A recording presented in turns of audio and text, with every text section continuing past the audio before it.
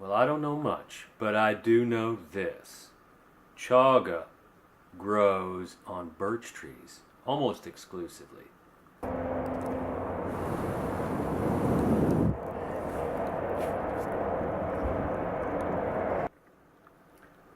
So what's the big deal about chaga anyway? And why should I care? That's maybe what you're asking yourself right now. Yeah?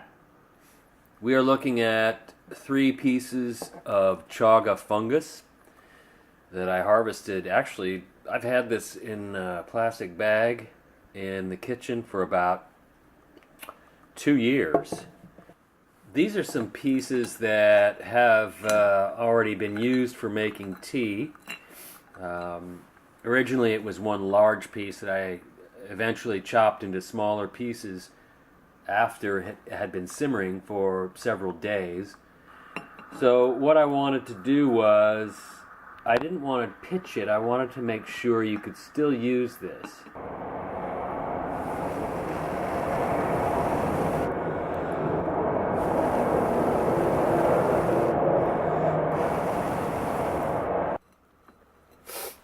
So what we're going to try to do is, we're going to take this ferrocerium ferro rod, call it what you will, I don't know the exact name, and we're going to try to spark the rod and get this tiny little piece of chaga fungus to catch that spark. If we can do that,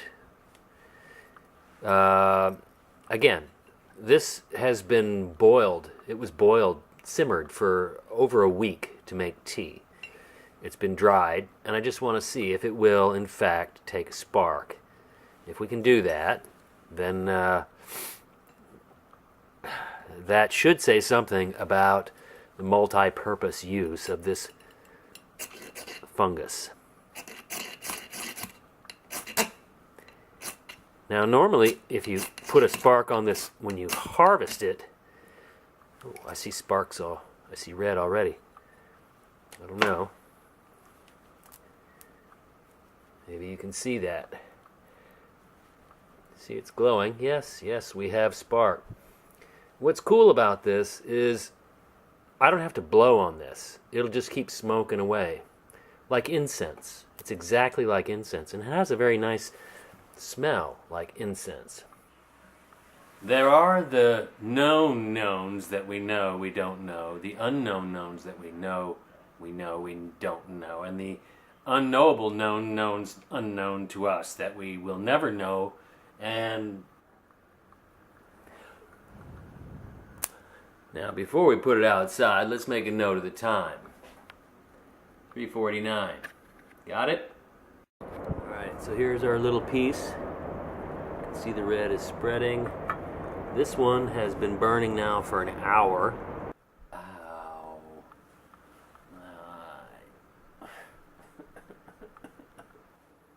But here's what I do know. Chaga is a mushroom. People in Siberia use chaga and drink it as tea, as a medicinal kind of thing. Chaga is unique because it is super high in antioxidants.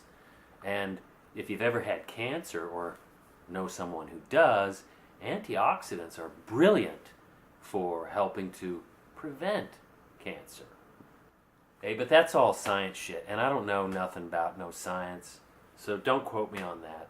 There are references you can look at on the internet. Go to Wikipedia and search chaga mushrooms. You know, you'll get all kinds of info down at the bottom of the page, sources cited, right? Yeah, so the Chinese, go figure, they're doing research on this thing, and there's something to it, I think. Oh, yeah, and here's another thing. When you burn this chaga, little pieces, like little pieces around your campfire, keeps the mosquitoes away. Just like those, you know, toxic mosquito coils that you sometimes get. Yeah? Do you know what I'm talking about? I'm just saying. I'm just throwing it out there. So what do you say we go have a look at this little piece we lit a bit ago and see how it's coming along?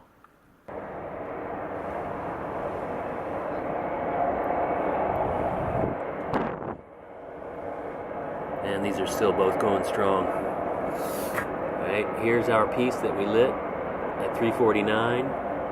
There's a piece I lit well over an hour and 15 minutes ago.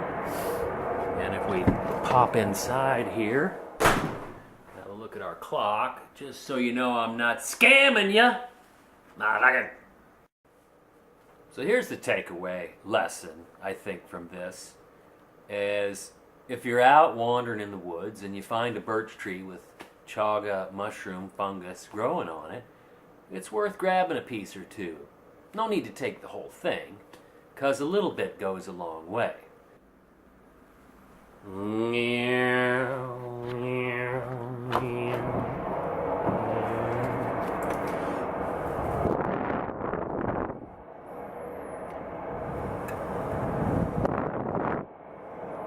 They're both still burning. Could be useful one day, out in the bush.